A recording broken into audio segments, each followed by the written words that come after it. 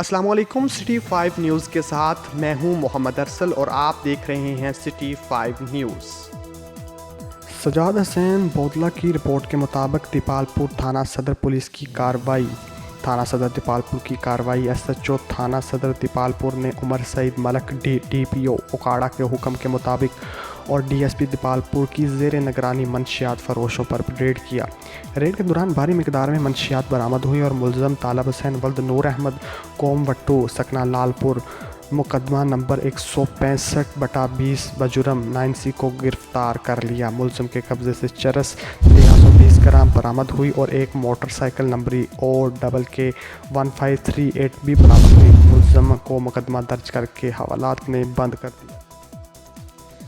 जी बिल्कुल, दीपालपुर थाना बसीरपुर की पुलिस ने DPO उमर सईद मलक की हदायत पर DSP मलक आबद हुसैन जफ़र की निगरानी में थाना बसीरपुर की पुलिस के हमरा मंशियात फरोशों के खिलाफ ग्रेड ऑपरेशन किया, जिसमें एक मुलज़म आसिफ नामी गिरफ्तार कर लिया और उसके कब्ज़ा से 1310 ग्राम चरस बरामद करके उनके खिलाफ थाना बसीरपुर में मुकदमा दर्ज कर लिया गया।